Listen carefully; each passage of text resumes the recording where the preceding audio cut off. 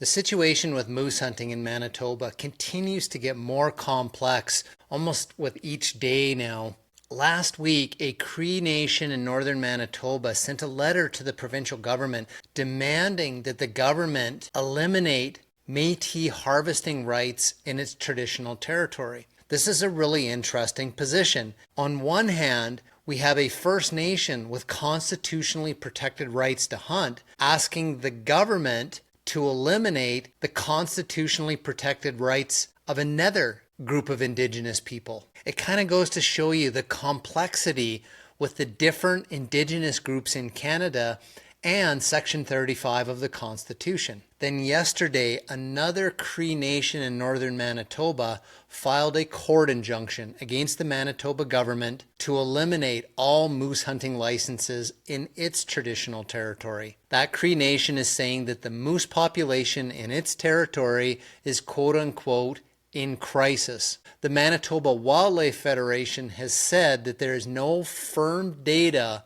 saying that the moose populations in northern Manitoba are in dire straits. So even when an Indigenous group, whether it's First Nations or Métis, have a constitutionally protected right to hunt, can't a government do something when there is a conservation concern about a wildlife population?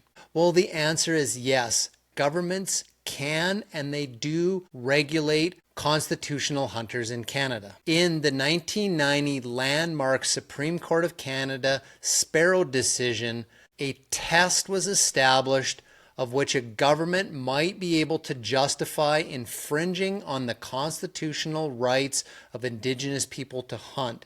The thrust of that decision said that a government could make a decision which infringes on First Nations constitutional rights to hunt if there is a legislatively defined conservation threshold for a fish or wildlife population. However, not many jurisdictions in Canada have defined in their legislation that conservation threshold when a government may have to make a decision that infringes on the rights of constitutional hunters. So without those conservation thresholds being enshrined in legislation, it's almost impossible for a provincial or territorial government to make a decision about wildlife management that takes away hunting opportunity from Indigenous peoples. As frustrating as what this situation in Manitoba is for Manitoba licensed hunters and for Canadian licensed hunters, in a way to me it's a little bit exciting because I think we're seeing history unfold